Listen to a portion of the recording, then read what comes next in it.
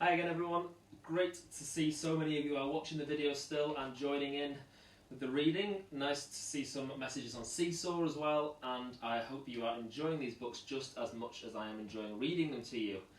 So, quickly back to our quiz from yesterday, some slightly trickier questions, but I'm sure you managed well anyway. Question number 1, where did Harry get Hedwig's name from? Where did he get Hedwig's name from? The answer was, he got it from a book called A History of Magic. Question number 2, what is the name and what is Ron's pet? His pet is a rat, of course, and his name is Scabbers. Question number 3 was, who collected the first years from the train and how did they get to Hogwarts?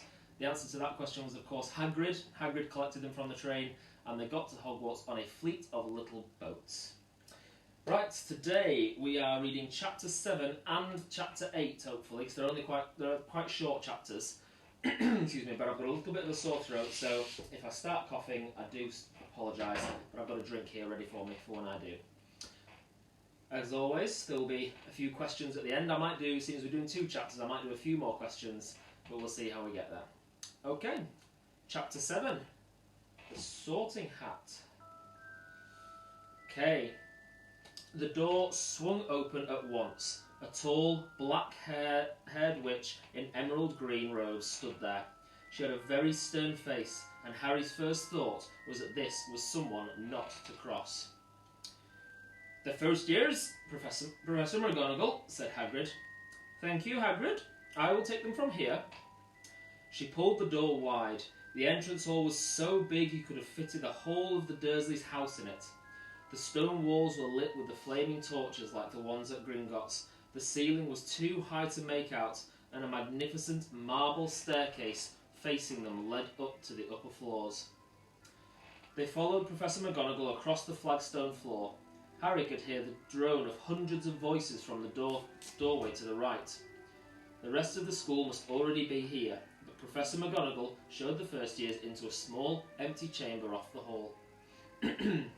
They crowded in, standing rather closer together than they would usually have done, peering about nervously. "Welcome to Hogwarts," said Professor McGonagall. "The start of term banquet will begin shortly, but before you take your seats in the Great Hall, you will be sorted into your houses. The sorting is a very important ceremony because, while you are here, your house will be something like your family within Hogwarts. You will have classes with the rest of your house, sleep in your house dormitory, and spend free time in your house common room. The 4 houses are called Gryffindor, Hufflepuff, Ravenclaw, and Slytherin.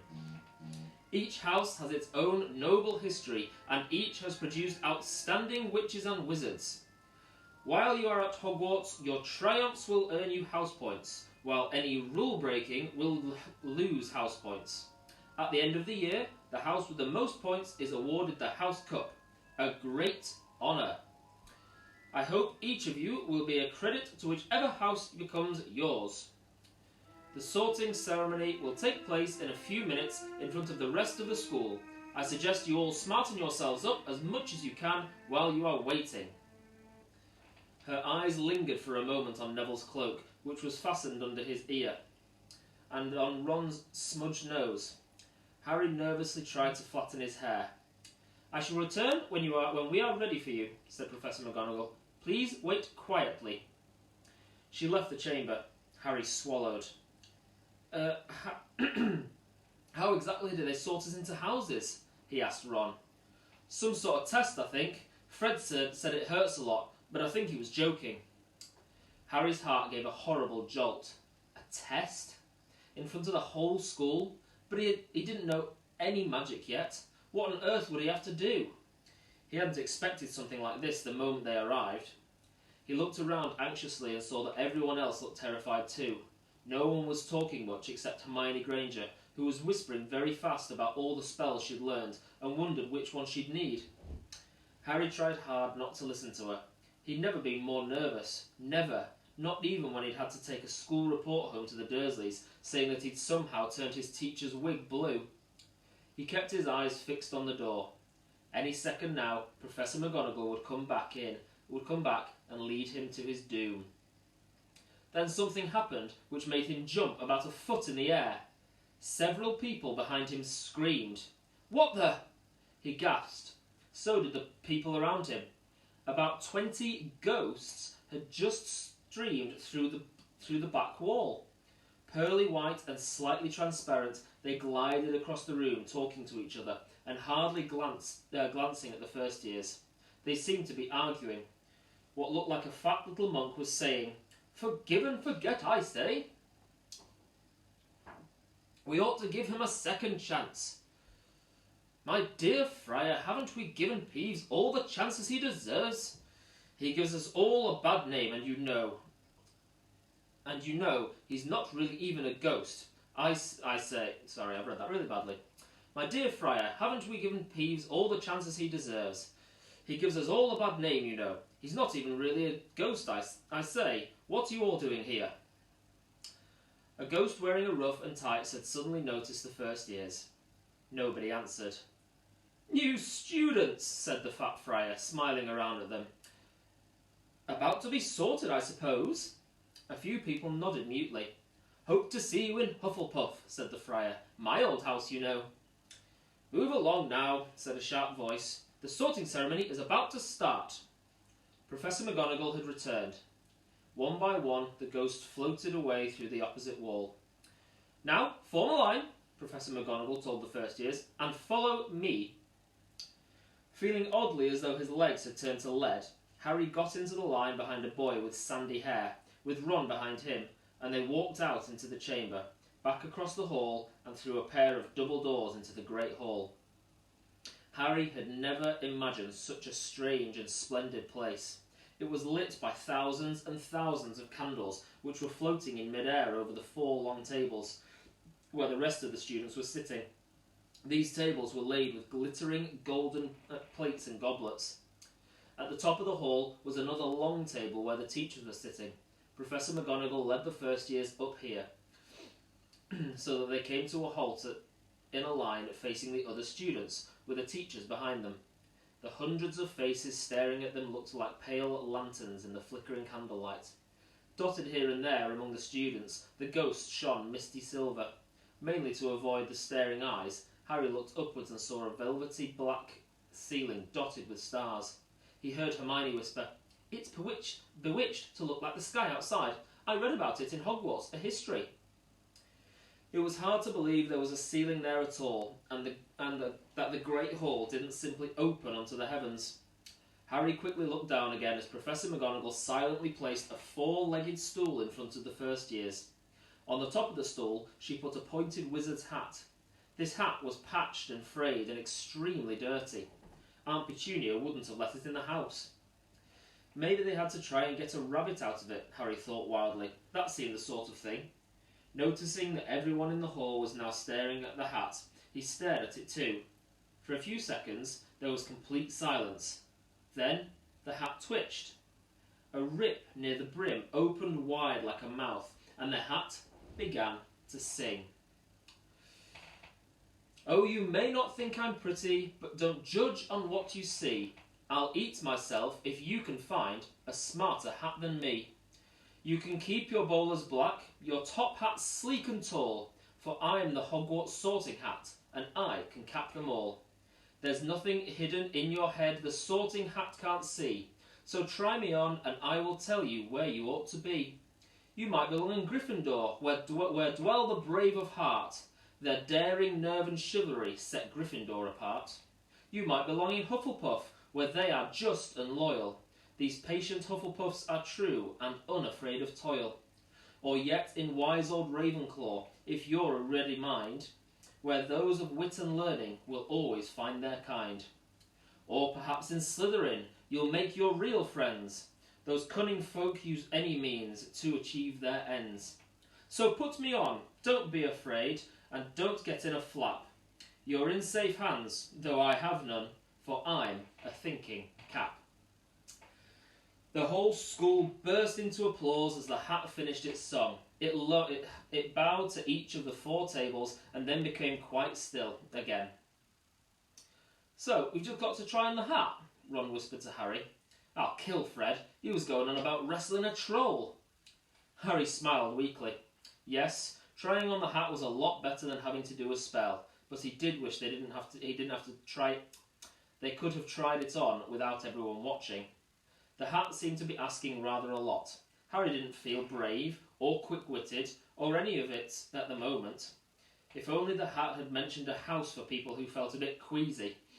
That would have been the one for him. Professor McGonagall now stepped forwards, holding a long roll of parchment.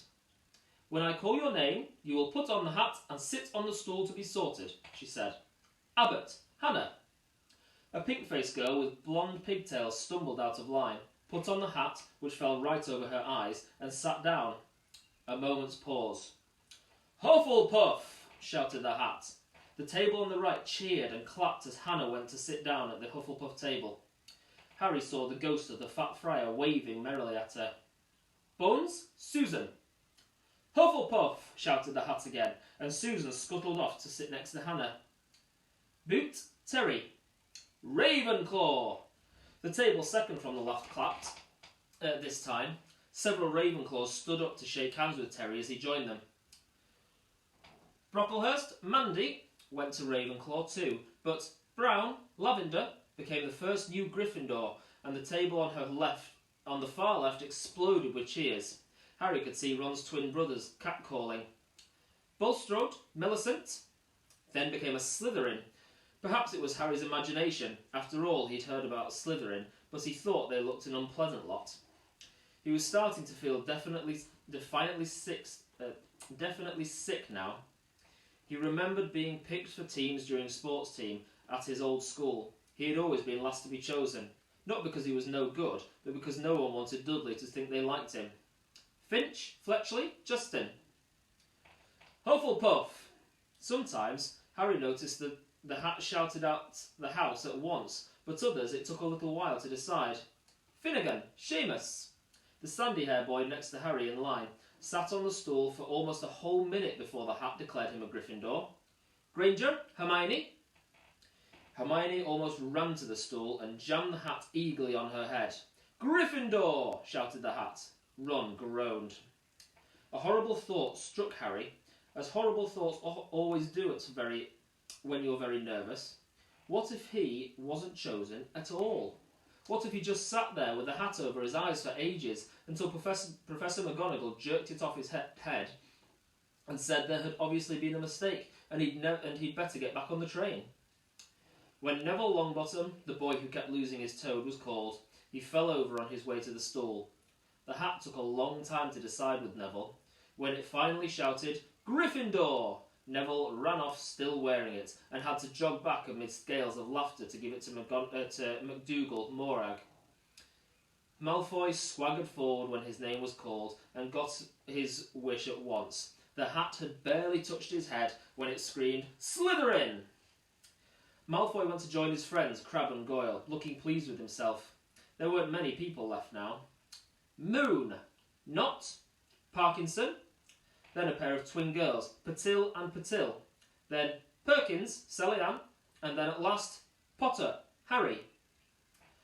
As Harry stepped forward, whispers suddenly broke out like little hissing fires all over the hall.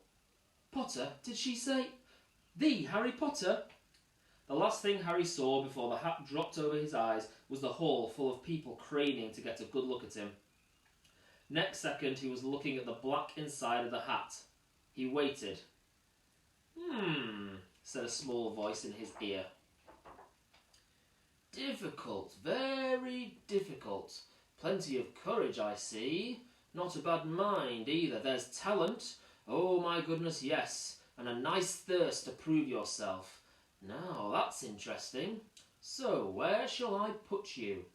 Harry gripped the edges of the stool and thought, Not Slytherin, not Slytherin, not Slytherin, eh? Said the small voice. Are you sure? You could be great, you know. It's all here in your head, and Slytherin will help you on your way to greatness. No doubt about that. No? Well, if you're sure, better be Gryffindor! Harry heard the hat shout the last word to the whole hall. He took off the hat and walked shakily towards the Gryffindor table. He was so relieved to have been chosen and not put in Slytherin, he hardly noticed that he was getting the loudest cheer yet. Percy, the prefect, got up and shook his hand vigorously, while the Weasleys twins yelled, "We got Potter! We got Potter!" Harry sat down opposite the ghost in the rough he'd seen earlier. The ghost patted his arm, giving Harry the sudden, horrible feeling he'd just been plunged into a bucket of ice-cold water. He could see the high table properly now. At the end nearest him sat Hagrid, who caught his eyes and gave him a thumbs up.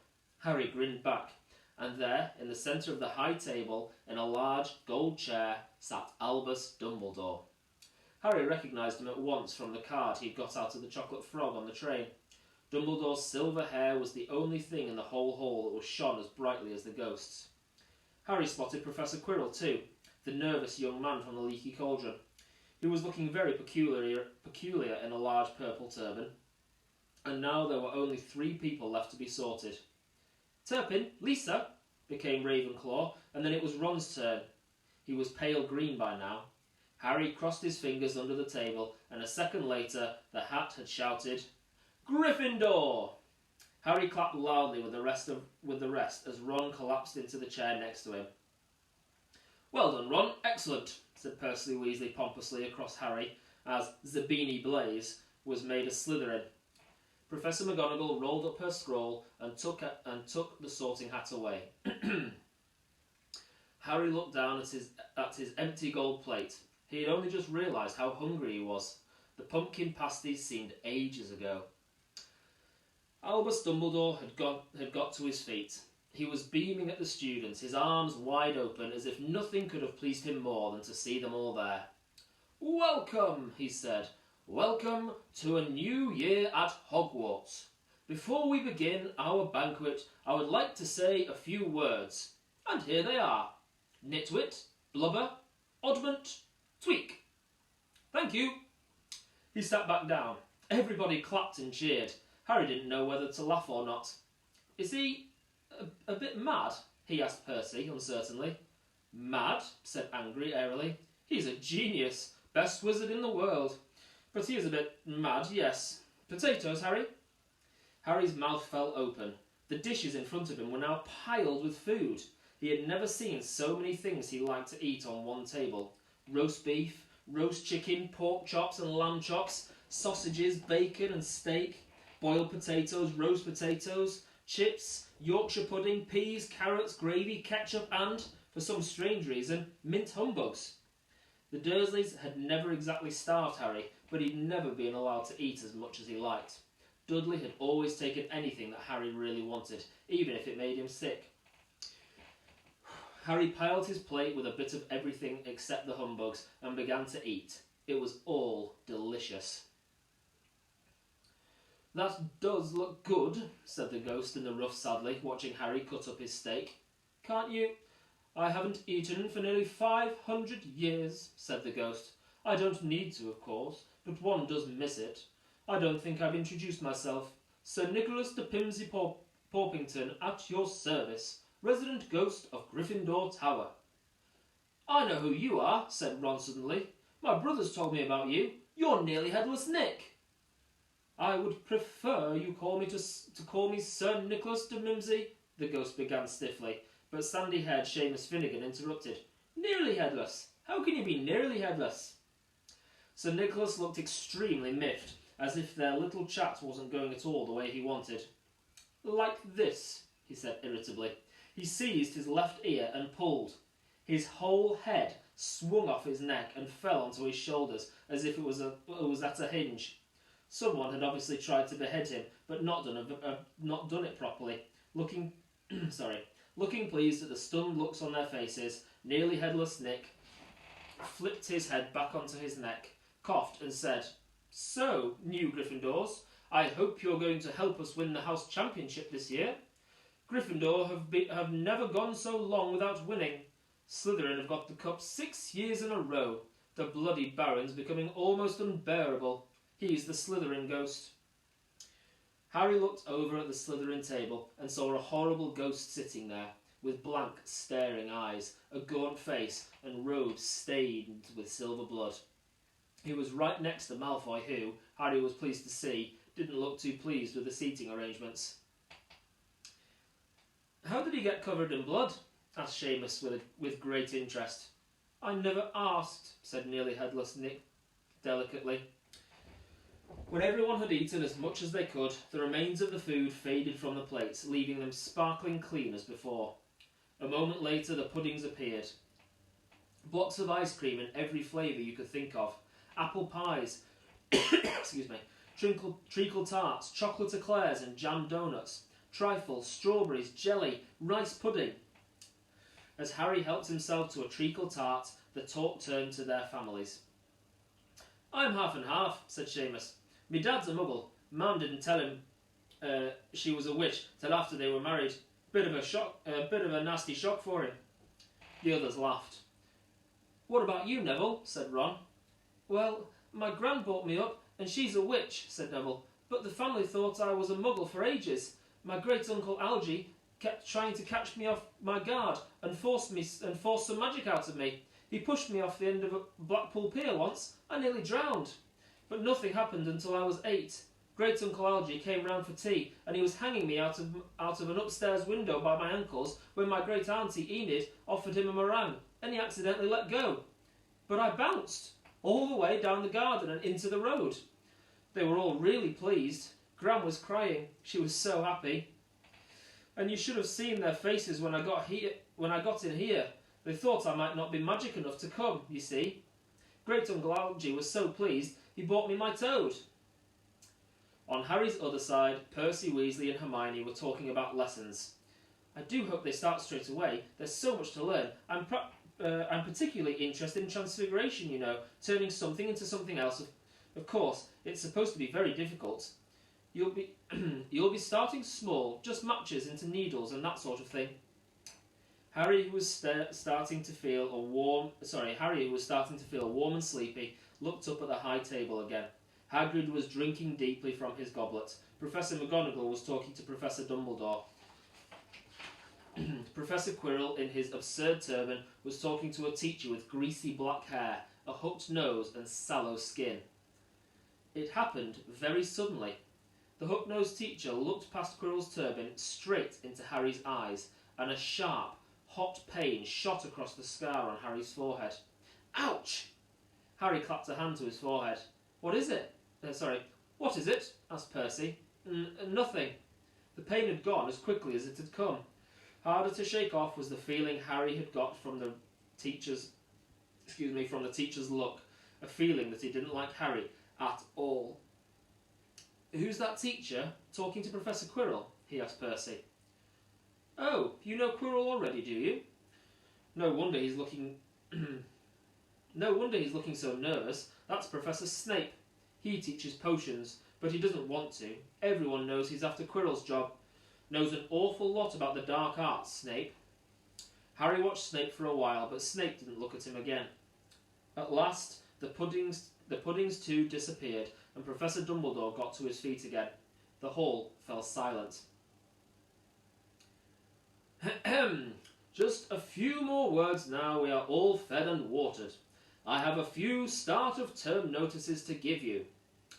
First years should note that the forest in the grounds is forbidden to all pupils, and a few of our older students will do to remember that as well."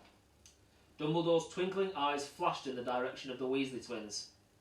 "I have also been asked by Mr. Filch, the caretaker, to remind you all that no magic should be used between classes in the corridors. Quidditch trials will be held in the second week of term. Anyone interested in playing for their house team should contact Madam Hooch. And finally, I must tell you that this year the third floor corridor on the right-hand side is out of bounds to everyone who does not wish to die a very painful death." Harry laughed, but he was one of the few who did. He's not serious, he muttered to Percy. "Must be," said Percy, frowning at Dumbledore. "It's odd, because he usually gives us a reason why we're not allowed to go somewhere. The forest is full of dangerous beasts, everyone knows that. I do think he might have told us prefects at least. And now, before we go to bed, let us sing the school song. cried Dumbledore. Harry noticed that the other teacher's smiles had become rather fixed. Dumbledore gave his wand a little flick, as if he was trying to get a fly off the end of a long golden...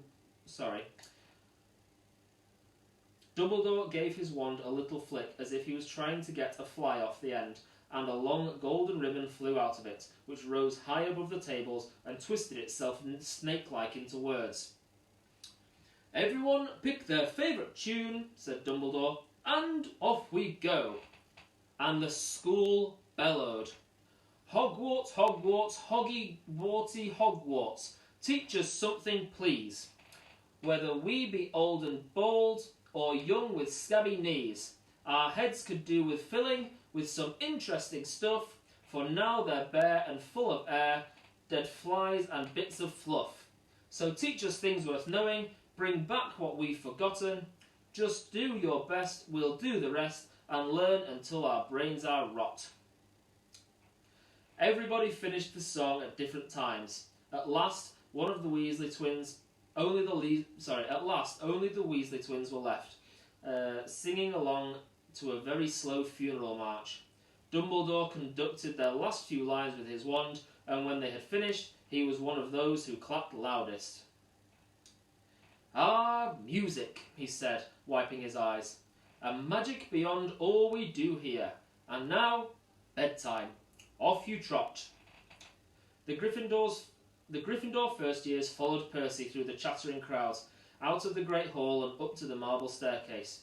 Harry's legs were like lead again, but only because he was so tired and full of food. He was too sleepy even to be surprised that the people in the portraits along the corridors whispered and pointed as they passed, or that Percy led them through doorways hidden behind sliding panels and hanging tapestries.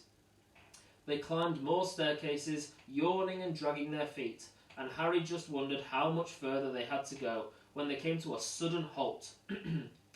A bundle of walking sticks had floated in mid-air ahead of them, and Percy took a step towards them. And as Percy took a step towards them, they started throwing themselves at him. "Peeves," he whispered to the Peeves, he whispered to the first years. A poltergeist. He raised his voice. "Peeves, show yourself." A loud, rude sound, like the air being let out of a balloon, answered. "Do you want me to fetch the bloody Baron?" There was a pop, and a little man with wicked dark eyes and a wide mouth appeared, floating cross-legged in the air, clutching the walking sticks. "Ooh," he said, with an evil cackle. "Ickle firsties, what fun!" He swooped suddenly at them. They all ducked. "Go away, Peeves, or the Baron will hear about this. I mean it," barked Percy. Peeves stuck out his tongue and vanished, dropping the walking sticks on Neville's head. They heard him zooming away, rattling coats of armour as he passed. "You want to watch out for Peeves," said Percy as they set off again. "The bloody Baron's the only one who can control him. He won't even listen to us prefects. Here we are." At the very end of the corridor hung a portrait of a very fat woman in a pink silk dress. "Password?" she said. "Caput Draconis," said Percy, at the portrait, and the portrait swung forward to reveal a round hole in the wall. They all scrambled through it. Neville needed a leg up, and found themselves in the Gryffindor common room, a cosy, round room full of squashy armchairs. Percy directed the girls through one door to the dormitory, and the boys through another. At the top of a spiral staircase, they were obviously in one of the towers. They found their beds at last. 5 four-posters hung with deep red velvet curtains. Their trunks had already been brought up. Too tired to talk much, they pulled on their pyjamas and fell into bed. "Great food, isn't it?" Ron muttered to Harry through the hangings. Get off, Scabbers. He's chewing my sheets." Harry was going to ask Ron if he had any of the treacle tart, but he fell asleep almost at once. Perhaps Harry had eaten a bit too much, because he had a very strange dream. He was wearing Professor Quirrell's turban, which kept talking to him, telling him he must transfer to Slytherin at once, because it was his destiny. Harry told the turban he didn't want to go in Slytherin. It got heavier and heavier. He tried to pull it off, but it tightened painfully, and there was Malfoy, laughing at him as he struggled with it. Then Malfoy turned into the hook-nosed teacher, Snape, whose laugh became high and cold. There was a burst of green light and Harry woke, sweating and shaking. He rolled over and fell asleep again, and when he woke next day, he didn't remember the dream at all. Whew, that's the end of chapter 7. Moving on now to chapter 8, chapter The Potions Master. Professor Snape, as we learnt in the last chapter, is the Potions Master. Should be an interesting one. There, look! Where? Next to the tall kid with red hair. Wearing the glasses? Did you see his face? Did you see his scar? Whispers followed Harry from the moment he left the dormitory next day. People queuing outside classrooms stood on tiptoe to get a look at him, or doubled back to pass him in the corridor again, staring. Harry wished they wouldn't, because he was trying to concentrate on finding his way to classes. There were 142 staircases at Hogwarts. Wide, sweeping ones, narrow, rickety ones, some that led somewhere different on a Friday, some with a vanishing step halfway up that you had to remember to jump. Then there were doors that wouldn't open unless you asked politely, or tickled them in the exact right place, and doors that weren't really doors at all, but solid walls just pretending. It was also very hard to remember where anything was, because it all seemed to move around a lot. The people in the portraits kept going to visit each other, and Harry was sure the coats of armour could walk. The ghosts didn't help either. It was always a nasty shock when one of them glided suddenly through a door you were trying to open. Nearly Headless Nick was always happy to point you Gryffindors in the right direction, but Peeves the Poltergeist was worth 2 locked doors and a trick staircase if you met him when you were late for class. He would drop waste paper baskets on your head, pull rugs from under your feet, pelt you with bits of chalk, or sneak up behind you, invisible, grab your nose and screech, "Got your conk!" Even worse than Peeves, if that was possible, was the caretaker, Argus Filch. Harry and Ron managed to get in the wrong side of him on their very first morning.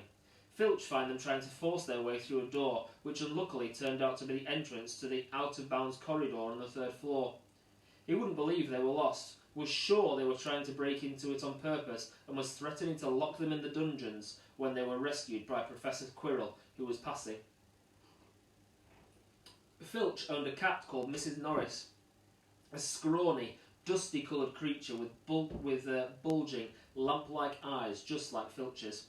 She patrolled the corridors alone, break a rule in front of her, put just one toe out of line, and she'd whisk off for Filch, who'd appear, wheezing 2 seconds later. Filch knew the secret passageways of the school better than anyone, except perhaps the Weasley twins, and could pop up as suddenly as any of the ghosts. The students all hated him, and it was the dearest ambition of many to give Mrs. Norris a good kick.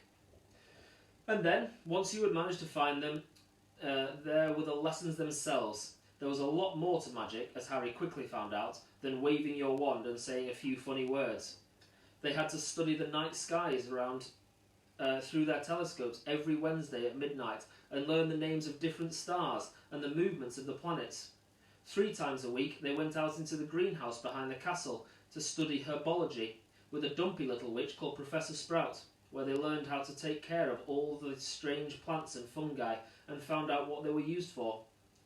Easily the most boring lesson was History of Magic, which was the only class taught by a ghost.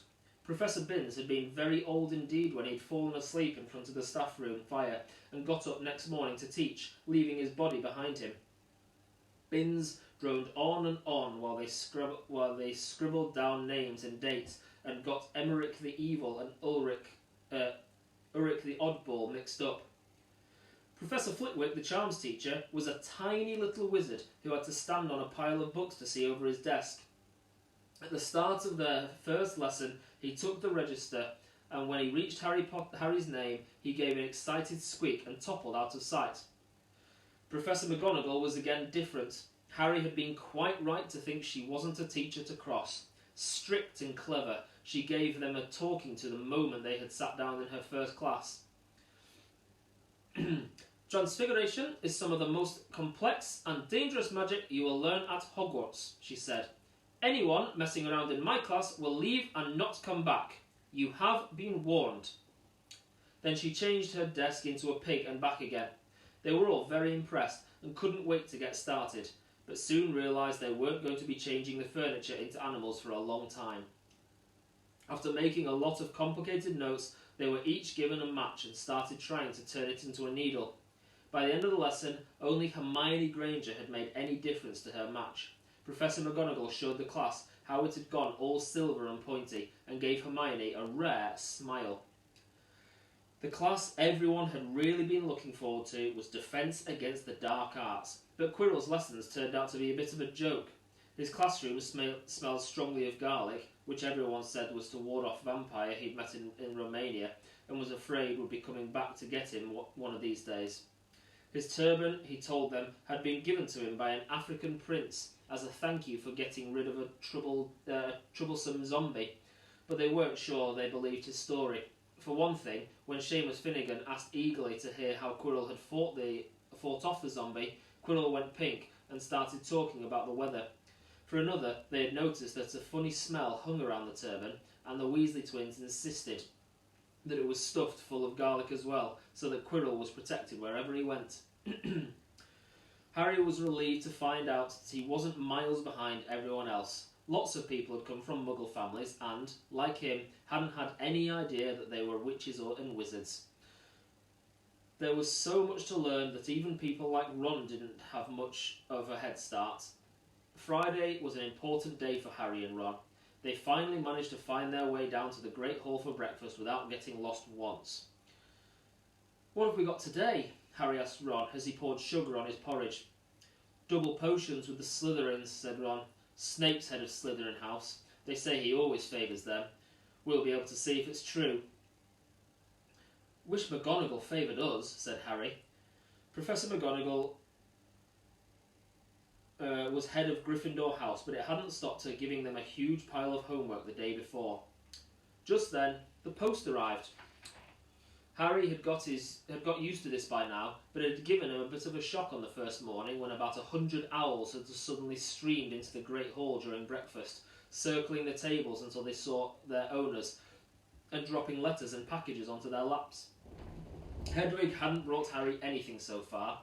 She sometimes flew in to nibble his ear and have a bit of toast before going off to sleep in the owlery with the other school owls. This morning, however, she fluttered down between the marmalade and the sugar bowl and dropped a note onto Harry's plate. Harry tore it open at once. "Dear Harry," it said in a very untidy scrawl. "I know you get Friday afternoons off, so would you like to come and have a cup of tea with me around 3? I want to hear all about your first week. Send us an answer back with Hedwig. Hagrid." Harry borrowed Ron's quill, scribbled "Yes, please, see you later" on the back of the note, and sent Hedwig off again. It was lucky that Harry had tea with Hagrid to look forward to, because the potions lesson turned out to be the worst thing that had happened to him so far. At the start of term banquet, Harry had got the idea that Professor Snape disliked him. By the end of their first potions lesson, he knew he'd been wrong. Snape didn't dislike Harry, he hated him. Potions lessons took place down in one of the dungeons. It was cooler here than up in the main castle, and would have been quite creepy enough without the pickled animals floating in glass jars all around the walls. Snape, like Flitwick, started the class by taking the register, and like Flitwick, he paused at Harry's name. "Ah, yes," he said softly. "Harry Potter, our new celebrity." Draco Malfoy and his friends Crabbe and Goyle sniggered behind their hands. Snape finished calling the names and looked up at the class. His eyes were black like Hagrid's, but they had none of Hagrid's warmth. They were cold and empty and made you think of dark tunnels. "You are here to learn the subtle science and exact art of potion making," he began. He spoke in barely more than a whisper, but they caught every word. Like Professor McGonagall, Snape had the gift of keeping a class silent without effort. "As there is little foolish wand-waving here, many of you will hardly believe this is magic. I don't expect you will really understand the beauty of softly simmering cauldron with its shimmering fumes, the delicate power of liquids that creep through the human veins, bewitching the mind, ensnaring the senses. I can teach you how to bottle fame, brew glory, even stopper death. If you aren't as big a bunch of dunderheads as I usually have to teach." More silence followed this speech. Harry and Ron exchanged looks with raised eyebrows. Hermione Granger was on the edge of her seat and looked desperate to start proving that she wasn't a dunderhead. "Potter," said Snape suddenly. "What would I get if I added powdered root of asphodel to an infusion of wormwood?" Powdered root of what to an infusion of what? Harry glanced at Ron, who looked as stumped as he was. Hermione's hand had shot into the air. "I don't know, sir," said Harry. Snape's lips curled into a sneer. "Tut, tut. Fame clearly isn't everything." He ignored Hermione's hand. "Let's try again. Potter, where would you look if I told you to find me a bezoar?" Hermione stretched her hand as high into the air as it would go without her leaving her seat, but Harry didn't have the faintest idea what a bezoar was. He tried not to look at Malfoy, Crabbe and Goyle, who were shaking there with laughter. "I don't know, sir." "Thought you wouldn't open a book before coming, eh, Potter?" Harry forced himself to keep looking straight into those cold eyes.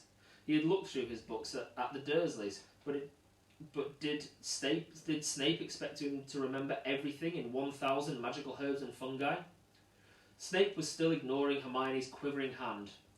"What is the difference, Potter, between Monk's Hood and Wolfsbane?"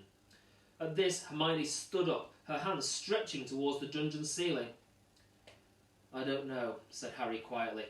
"I think Hermione does, though. Why don't you try her?" A few people laughed. Harry caught Seamus's eye and Seamus winked. Snape, however, was not pleased. "Sit down," he snapped at Hermione.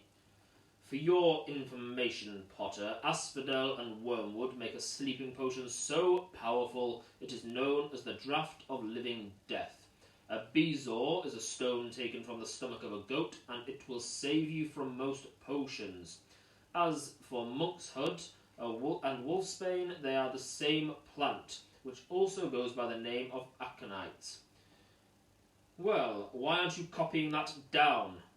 There was a sudden rummaging for quills and parchment, so over the noise Snape said, "And a point will be taken from Gryffindor House for your cheek, Potter."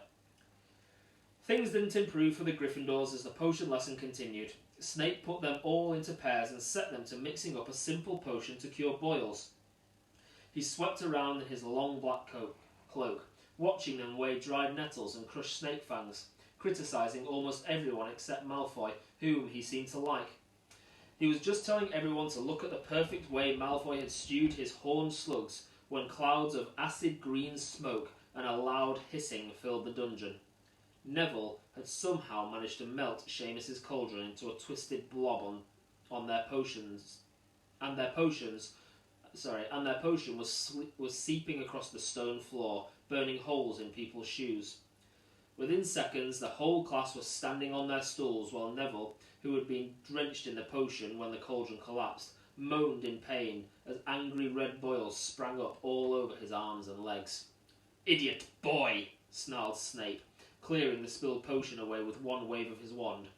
"I suppose you added porcupine quills before taking the cauldron off the fire?" Neville whimpered as boils started to pop up all over his nose. "Take him up to the hospital wing," Snape spat at Seamus. Then he rounded on Harry and Ron, who had been working next to Neville. "You, Potter, why didn't you tell him not to add the quills? Thought he'd make you look good if you got it wrong, did you? That's another point you've lost for Gryffindor." This was so unfair that Harry opened his mouth to argue, but Ron kicked him behind their cauldron. "Don't push it," he muttered. "I've heard Snape can turn very nasty." As they climbed the steps out of the dungeon an hour later, Harry's mind was racing and his spirits were low. He'd lost 2 points for Gryffindor in his very first week. Why did Snape hate him so much? "Cheer up," said Ron. "Snape's always taking points off Fred and George. Can I come and meet Hagrid with you?" Excuse me. At 2:55, they left the castle and made their way across the grounds.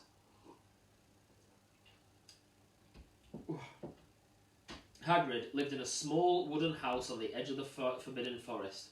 A crossbow and a pair of galoshes were outside the front door. When Harry knocked, they heard a frantic scrabbling from inside and several booming barks. Then Hagrid's voice rang out, saying, "Back, Fang, back!" Hagrid's big, hairy face appeared in the crack as he pulled the door open. "Hang on," he said. "Back, Fang!" He let them in, struggling to keep a hold on the collar of an enormous black boarhound. There was only one room inside. Hams and pheasants were hanging from the ceiling. A copper kettle was boiling on the open fire, and in a corner stood a massive bed with a patchwork quilt over it. "Make yourselves at home," said Hagrid, letting go of Fang, who bounded straight at Ron and started licking his ears.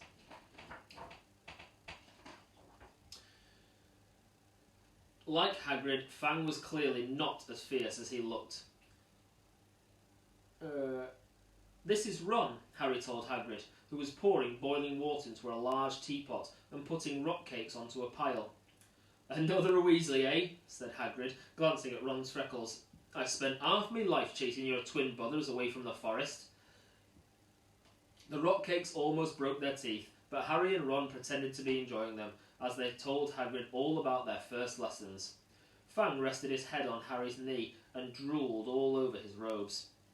Harry and Ron were delighted to hear Hagrid call Filch "that old git."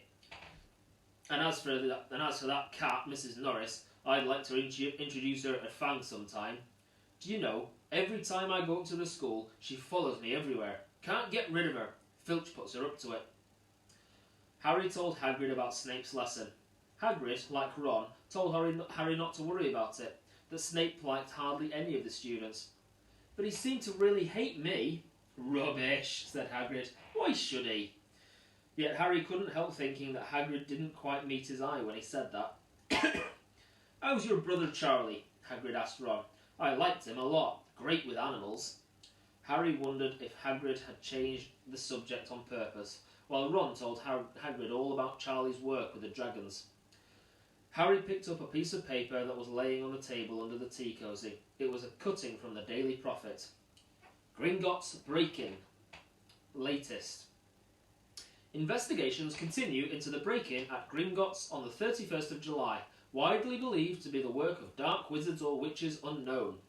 Gringotts goblins today insisted that nothing had been taken. The vault that was searched had in fact been emptied the same day. "But we're not telling you what was in there, so keep your noses out if you know what's good for you," said a Gringotts spokesperson this afternoon. Harry remembered Ron telling him on the train that someone had tried to rob Gringotts, but Ron hadn't mentioned the date. "Hagrid," said Harry, "that Gringotts break-in happened on my birthday. It might have been happening while we were there." There was no doubt about it. Hagrid definitely didn't meet Harry's eye this time. He grunted and offered him another rock cake. Harry read the story again. The vault that was searched had in fact been emptied earlier that same day. Hagrid had emptied Vault 713, if you could call it emptying it, taking out that grubby little package. Had that been what the thieves were looking for? As Harry and Ron walked back to the castle for dinner, their pockets weighed down with rock cakes they'd been too polite to refuse, Harry thought that none of the lessons he had had so far had given him as much to think about as tea with Hagrid. Had Hagrid collected that package just in time? Where was it now? And did Hagrid know something about Snape that he didn't want to tell Harry? And that is the end of Chapter 8. Thank you, everybody. I know it's been a little bit of a longer one this time, but 2 chapters. 2 quite short chapters, but good ones. Right, so your questions for today. Question number 1. What is the name of the ghost that is the ghost of Hufflepuff House? What is the name of the ghost that is the ghost of Hufflepuff House? Question number 2. What were the few words that Albus Dumbledore said before everybody started eating? What were the few words that Albus Dumbledore said? Question 3. What is the name of Hagrid's dog? What is the name of Hagrid's dog? Let me think.